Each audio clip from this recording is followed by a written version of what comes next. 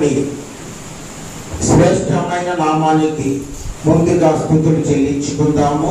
ఈనాటి దినమకై ఏర్పాటు చేయబడిన వాక్య భాగము మరి ఒకసారి చదువుకుందాము. పరమ గీతముల 2వ అధ్యాయము 1వ వచనం. నేను షారోను పొలములో పూజు పుష్పము వంటి దానెను, లోయలలో పుట్టు పద్మము వంటి దానెను. సొలొమోను షారోను అనే పొలము కోసము చెబుతూ ఉన్నారు. ఏమనుంది? షారోను పొలములో పూజు పుష్పమును అని ఉంది. ఎక్కడిది ఈ షారోను పొలము? దేవుడు ఇశ్రాయేలీయులకి ఇస్తానన్న వాగ్దాన భూమిలో ఒక పొలం ఇది. మరి ఆ వాగ్దాన భూమి మధ్యధరా సముద్రమును ఆనుకొని దక్షిణమున కర్మేలు పర్వతము వరకు, ఉత్తరాన యొప్పే పట్టణము వరకు వ్యాపించి ఉంది. ఆ పొలము పొడవు 75 కిలోమీటర్లు, దాని వెడల్పు 8 నుండి 18 కిలోమీటర్ల వరకు ఉంటుంది. అంత విస్తారమైన పొలము పచ్చికతో నిండి ఉంటుంది, పచ్చగా ఉంటుంది అంటున్నాడు. పచ్చిక గల చోట్ల ఆగిన నన్ను వరుండ చేయుచున్నాను.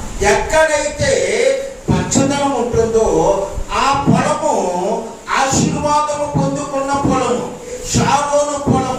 ఇది ప్రభువుకు చెందిన పొలం. మరి ప్రభువుకు చెందిన ఈ పొలం అంటే ఏమిటి? ఈ రోజు నేను చెప్పబోతున్న అంశము పేరు ఏమిటంటే పొలం. అసలు పొలం అంటే ఏమిటి? మనము చూస్తున్న పొలము వేరు, మనకున్న పొలాలు వేరు, దేవుడు చెప్పాలనుకున్న పొలం వేరు. ఇప్పుడు దేవుడి దృష్టిలో పొలం అంటే ఏమిటి అంటే, పొలం అంటే సంఘము. దేవుడు ఇంకా సూటిగా చెప్తూ ఉన్నప్పుడు పొలం అంటే నీ కుటుంబము, ఇంకా పొలం అంటే మన హృదయము. దేవుడు పొలం అనే మాటను ఉపయోగించినప్పుడు సంఘము గురించి కానీ, కుటుంబము గురించి కానీ, నీ హృదయము గురించి కానీ మాట్లాడుతూ ఉన్నాడు అనేది మనం అర్థం చేసుకోవాలి. ఈ పొలమును దేవుడు పనిచేస్తూ ఉన్నాడు, అనగా సంఘములో దేవుడు పనిచేస్తూ ఉన్నాడు. నీ కుటుంబములో దేవుడు పనిచేస్తూ ఉన్నాడు, నీ హృదయములో దేవుడు పనిచేస్తూ ఉన్నాడు. అందుకే యోహాను సువార్త 15వ అధ్యాయము 1వ వచనములో నేను నిజమైన ద్రాక్షావల్లి, యేసుప్రభు అంటున్నారు వాళ్ళతోటి, నేను నిజమైన ద్రాక్షావల్లిని, నా తండ్రి వ్యవసాయకుడు. వ్యవసాయకుడికి ఏం కావాలి? పొలము కావాలి. వ్యవసాయం ఎక్కడ చేస్తామండి? మనము పొలములో చేస్తాము. మరి దేవుడి యొక్క వ్యవసాయం ఏది, దేవుడి యొక్క పొలం ఏది అని మనం అర్థం చేసుకుంటూ ఉన్నప్పుడు ఆ పొలము మన సంఘము, ఆ పొలము మన కుటుంబము, ఆ పొలము మన హృదయం. అందుకే లోకా సువార్త 13వ అధ్యాయము ఏమని మాట్లాడుతుందండి? ఒక మనుషుని యొక్క ద్రాక్ష తోట కోసం మాట్లాడుతూ ఉంది. ఆ ద్రాక్ష తోటలో అంజూరపు చెట్టు ఒకటి నాటబడి ఉంది. ఆ అంజూరపు చెట్టును చూశాడు. ఆ యజమానుడు వచ్చి, ఆ వ్యవసాయదారుడు వచ్చి, ఆ యజమానుడు వచ్చి అంజూరపు చెట్టును చూసినప్పుడు ఆ అంజూరపు చెట్టు ఫలించకుండా ఉంది.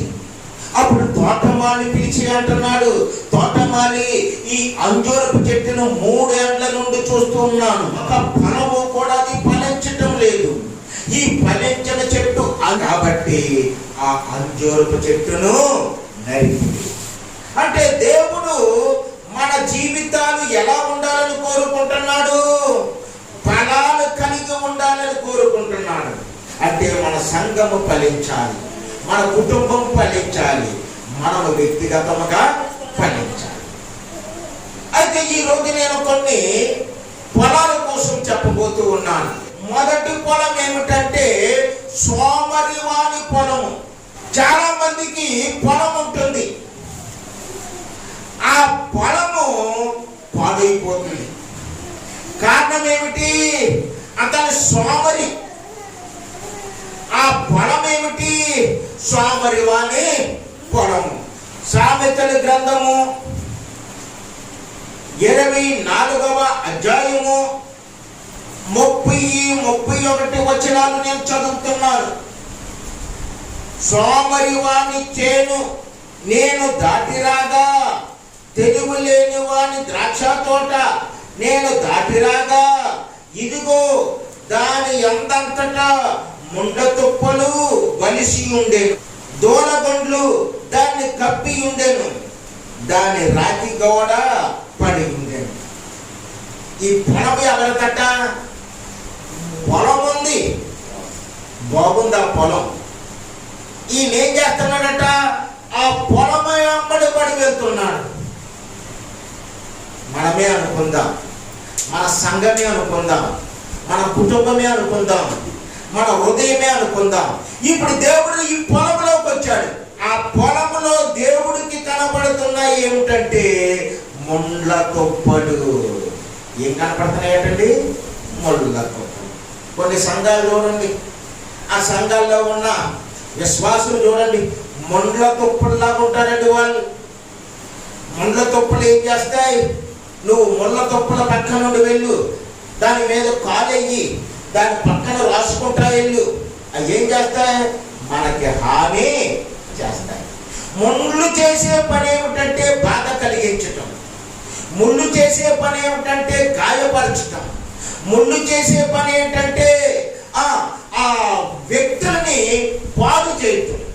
కాబట్టి సంగమా, ఓ విశ్వాసి, నువ్వు కానీ, నీ సంఘము కానీ, నీ కుటుంబం కానీ ముళ్ళ తుప్పలు ఉన్న పొలం వలె ఉండకూడదని దేవుడు చెబుతున్నాడు. ఈ ముళ్ళు మనకి గాయం చేస్తాయి, నువ్వు ఎవరికి గాయము చేయకూడదు. నీ మాట ద్వారా కానీ, నీ పనుల ద్వారా కానీ, నువ్వు చేసే ఏ దేని వల్ల కానీ దేవుడి ఇతరులకు గాయం చెయ్యొద్దు, బాధ పెట్టొద్దు, వాళ్ళని ఇబ్బంది పెట్టొద్దు అని దేవుడి యొక్క కోరిక. దూలగొండు ఆకు చూసామా మనం ఎప్పుడైనా? రాసిన మరుక్షణం అది ఏమయ్యేది? పెద్ద దద్దులు వచ్చేసి దొరకొచ్చేసి. అంటే సంఘంలో ఉన్న బిడ్డలు ఏం చేస్తూ ఉన్నారంటే వారు ప్రవృత్తితో దురద చెవులు కావాలి, చెడు మాటలు విని చెడు వార్తలు చెబుతున్నారు. ఈ చెడును ఇతరులకు కనిపిస్తూ ఉన్నారు. మేము ఎంతో ఆనందిస్తూ ఉండేవాళ్ళు. ఆడు గోక్కుంటూ ఉంటుంటే, ఆడు ఒళ్ళు దద్దుర్లు వచ్చేస్తూ ఉంటుంటే, ఆడు అమ్మో బాబు అంటూ ఉంటుంటే ఎంత ఆనందమో. కొంతమంది సంఘంలో ఉన్న వారికి ఎలాంటి ఆనందం ఉంటుంది? రకరకాల మాటలు మాట్లాడతారు, రకరకాల కథలు చెబుతూ ఉంటుంటారు, రకరకాల విషయాలు అనవసరమైనవి ఎన్నో వ్యాప్తి చేయిస్తూ ఉంటుంటారు. అలాంటి చెట్లు ఏం కనపడుతున్నాయట? దేవుడు ఆ పొలంలో నుండి వెళ్తుంటే కనపడుతూ ఉన్నాయి. ఒకవేళ ఇంకా ఏం గమనించాడట? ఆ పొలము నిర్లక్ష్యం చేయబడింది. ఎందుకు నిర్లక్ష్యం చేయబడింది? దేవుని సన్నిధిలో దేవుని వాక్యం నేర్చుకోక, దేవుడిచ్చే ఆశీర్వాదం ఎంత బాగుంటుందో తెలుసుకోక, ఈ లోకములో పడి లోకములో మమేకమైపోయి ఆ పొలము చుట్టూ కట్టవలసిన రాతి గోడ ఏమైపోయిందంటే పడిపోయింది. అలాంటి పొలము దేవుడికి ఇష్టమైన పొలముగా ఉంటుందా? ఉంటుంది. దేవుడు మనల్ని కోరుకుంటున్నాడు, నీ పొలము ఫలించే పొలముగా ఉండాలి. రెండవ పొలం ఏమిటంటే లోకమనే పొలము.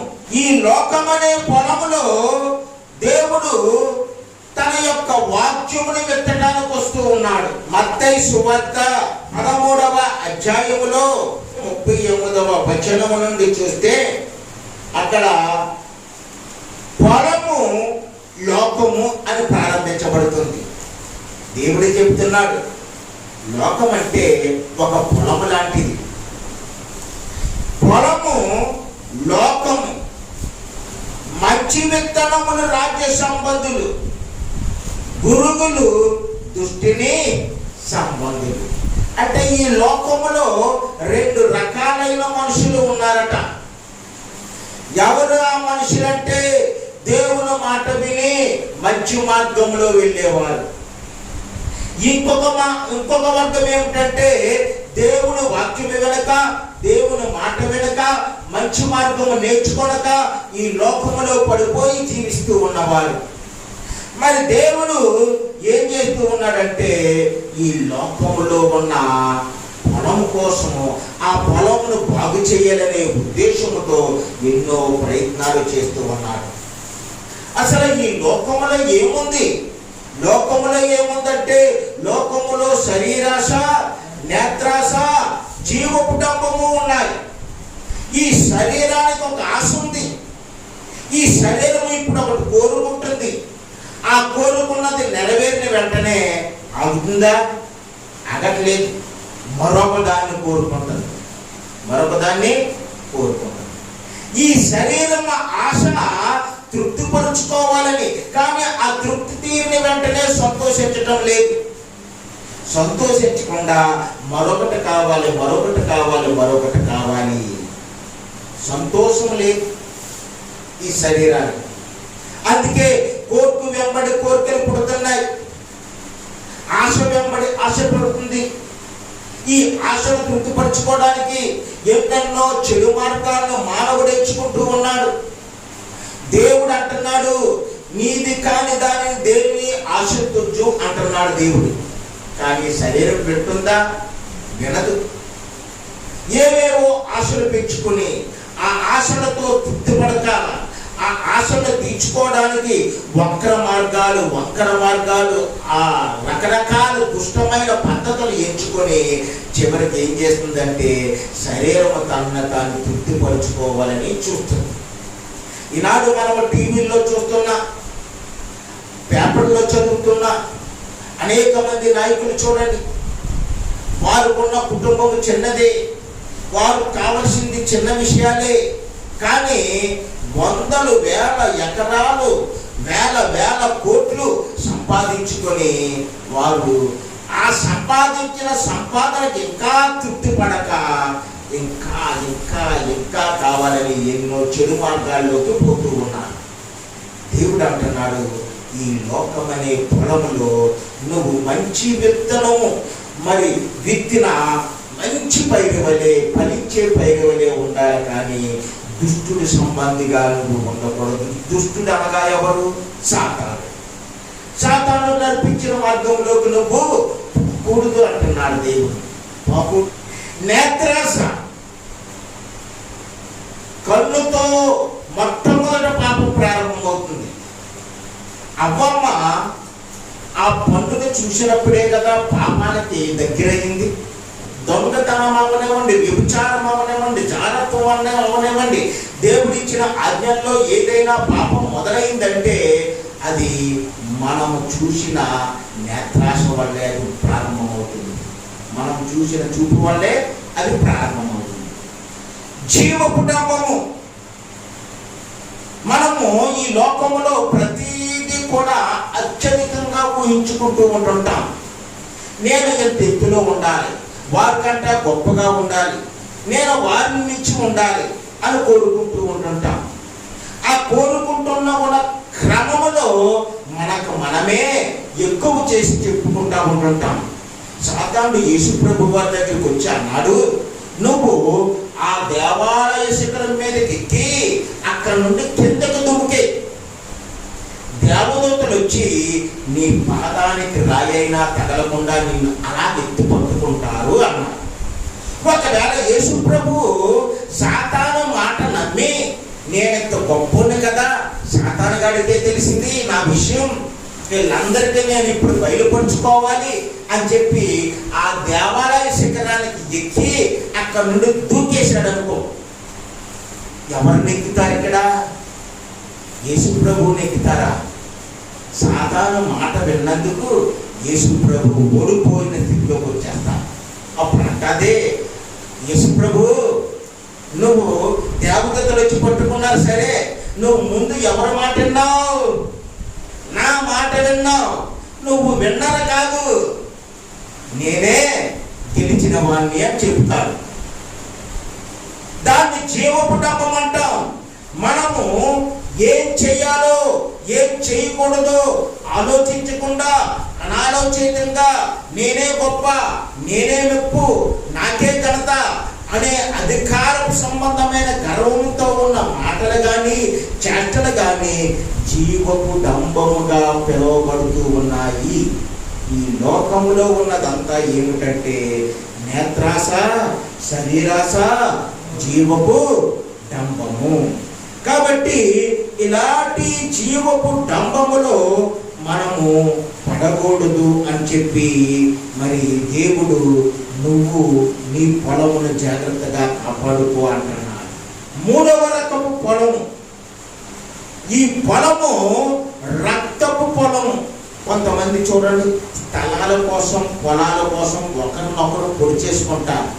అక్కడ ఏం జరుగుతుంది? రక్తము ఉలికించబడుతుంది. మొదటి రాజుల గ్రంథము 21వ అధ్యాయములో యెజెబెల్ అనే రాణి ఉంది. ఆహాబ్ అనే రాజు ఉన్నాడు. ఈ ఆహాబు యెజెబెల్ ఎలా చెబితే అలాగే చేసేవాడు. ఈ యెజెబెల్ చాలా క్రూరమైనది. ఈమె చూపు మంచిది కాదు, విషపు చూపు, అసూయ, ద్వేషం, విగ్రహారాధన, ఇలాంటి చెడు వ్యసనాలతో హృదయముతో నింపబడిన ఈ యెజెబెలు నాబోతు అనే ఒక దైవ భక్తి గల వ్యక్తిని, దైవ భక్తి గల మార్గదర్శిని ఈ యెజెబెల్ ఏం చేస్తుందంటే చంపించేసి ఆ పొలాన్ని తీసుకుంటుంది. బలవంతంగా అతని రక్తం అక్కడ చిలికించబడుతుంది. చాలా మంది ఈనాడు చూడండి, అనేక ప్రాంతాలలో ఆస్తుల కోసము ఒకరినొకరు చంపుకుంటున్నారు. ఆస్తుల కోసము ఒకరికొకరు పీకలు కోసుకుంటున్నారు. మనము మన కళ్ళెదట చూస్తూ ఉన్నాం. యేసు ప్రభు శిష్యుడు ఉన్నాడు, అతని పేరు ఇస్కరియోతు యోధ. ఇతని ధనం అంటే మహాపిచ్చి. దొంగ శాస్త్రుల దగ్గరికి, పరిసయ్యుల దగ్గరికి, ప్రధాన యాజకుల దగ్గరికి వెళ్ళి, అయ్యా నేను యేసు ప్రభువుని మీకు అప్పగిస్తాను, నాకేమిస్తారు అంటాడు. వారు తూచి 30 వెండి నాణాలు ఇస్తారు. సాక్షాత్తు యేసు ప్రభు దగ్గరికి వచ్చి ఆయన్ను ముద్దు పెట్టుకొని శత్రువుల చేతికి అప్పగిస్తారు. ఈ శత్రువులు కొరడాలతో కొట్టి హింసించి శిలువకు అప్పగిస్తారు. అప్పుడు ఇతను అనుకుంటాడు, యేసు ప్రభు నిజంగా ఏ తప్పు చేయని వాడు, నేను నిరపరాధి ఈయన అప్పగించి పాపం చేశానని అని చెప్పి ఆ డబ్బు సంఖ్యని తీసుకెళ్ళి మరలా దేవాలయానికి పట్టుకెళ్ళి అనేసి వచ్చేసి గురి పెట్టుకుని చేస్తాను. ఈ ప్రధాన యాజకులు ఆ డబ్బునంతా సమకూర్చి పోగు చేసి వారు ఏం చేస్తారంటే, ఇది రక్తాపరాధమును చిందించిన ధనము, ఈ ధనమును మరలా మనము కానుకల పెట్టెలో వేయకూడదు. కాబట్టి దీనితో పరదేశులు ఎవరన్నా మన ప్రాంతానికి వచ్చి చచ్చిపోతే వారిని పాతి పెట్టేట కొరకు ఒక పొలమును కొందామని చెప్పి వారు ఒక పొలమును కొంటారు. మత్తయి సువార్త 27వ అధ్యాయం 7వ వచనం. కాబట్టి వారు ఆలోచన చేసి వాటినిచ్చి పరదేశులను పాతి పెట్టుటకు కొమ్మడి వాని పొలము కొనిది. అందువలన నేటి వరకు ఆ పొలము రక్తపు పొలం అనబడుచున్నది. ఆ పొలానికి పేరు వచ్చేసింది రక్తపు పొలము. అన్యాయముగా ప్రభువును సిలువ వేయడానికి ఇస్కరియోతు యోధ వెనకట్టి అమ్మివేసిన డబ్బులతో కొన్న పొలము కాబట్టి దానికి ఏ పొలం పేరు పెట్టారంటే రక్తపు పొలము అని పేరు పెట్టాము. కూడా ప్రభువును అనేక రీతిలుగా ఎన్నో మార్లు ఏం చేస్తున్నామంటే అమ్మి వేస్తూ. ప్రియమైన విశ్వాసులారా, దేవుడు నీ హృదయం అనే పొలములోనికి వచ్చి చూసినప్పుడు క్రీస్తు కొరకు నువ్వు జీవించాలి తప్ప ఈ లోకములో ధనము కోసము కానీ ధనము కోసము కానీ సాతాను ప్రలోభ పెట్టే దేవుని కోసము కానీ నువ్వు జీవించకూడదు. ఇస్కరియోతు యోధ అలా జీవించాడు. అతను పేరున కొనబడిన పొలం ఏంటంటే రక్తపు పొలం.